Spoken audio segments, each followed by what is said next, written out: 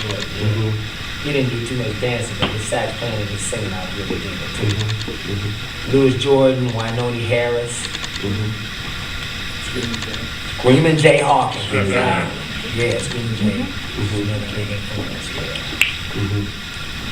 Did you guys as a band talk about how you were going to present yourselves on stage? No. No? It was just get up there and... Just get up there and do it. And then it just turned into what it turned into. Questions from the audience? I know you had that. Go ahead. Stand up, please. No? Please stand up so we can see it. There you go. Yeah. First of all, Angelo, I want to say, this has been a real treat, and I wouldn't have missed this for the world.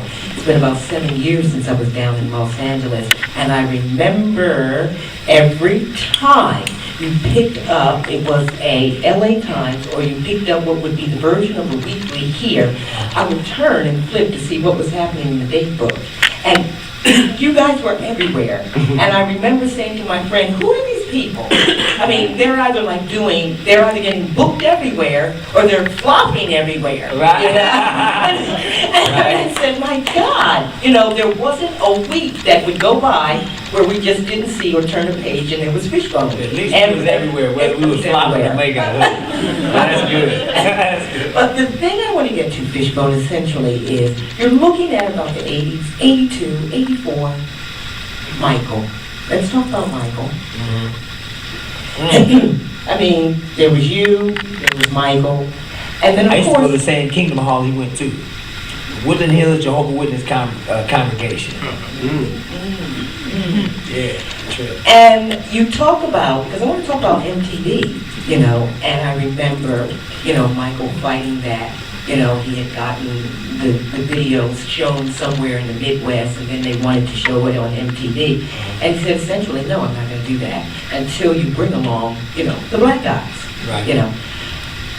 Was there ever a time, and Michael making that breakthrough so that black men, black musicians, could get a shot? Could you talk a little On bit? MTV. On MTV. What was your experience, if you had any, in so much as with Michael, MTV, and all of you boys making that crossover, to what was really a white world that was done for white people? And I just wanted to hear your thoughts about that. If you made that cross into MTV, because I stopped watching MTV. I stopped watching it. Yeah, I stopped watching it because I didn't see enough black people. Matter of fact, I stopped watching it after they wouldn't let me wear my hemp marijuana zoot suit on MTV. They told me to change it. They told me to. I had this zoot suit, man. It was bad as hell. And it was made out of hemp, right? And I had glow in the dark marijuana leaves on it. I had these purple stripes that went across like that. And I had two big pockets on the inside so you could fit your 40 ounce in there.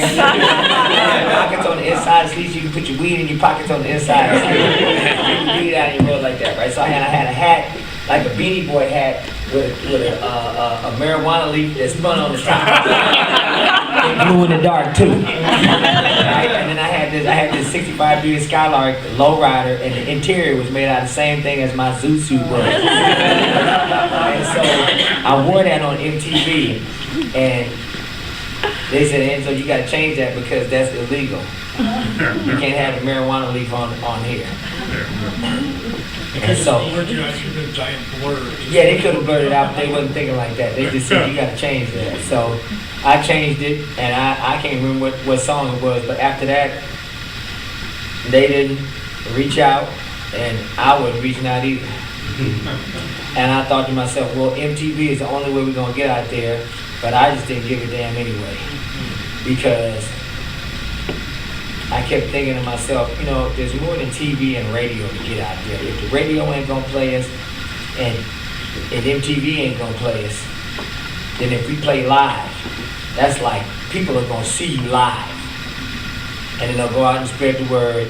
And so, after a while, I got to the point like, well, we don't need TV or radio, And if they are playing us on somebody's TV or radio, it's probably like underground station or whatever, to get out there. So That's how I was looking at it.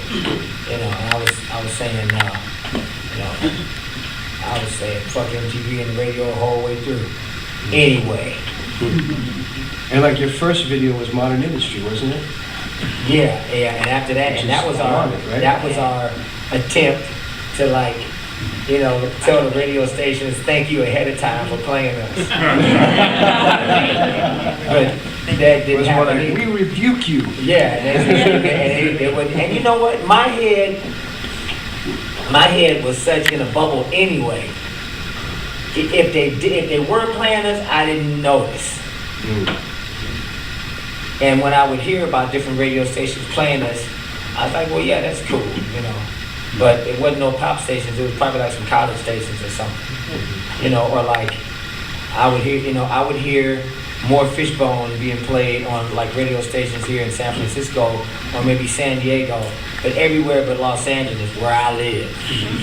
So it was really hard to see any results because where I was living wasn't really putting us out there anyway. And Los Angeles and Hollywood is supposedly where it's all supposed to be coming out of. You know, so. Or sometimes we would hear you late at night and real late when everybody's sleeping, when they're coming home drunk after the club, right. Right. Question over there in the corner.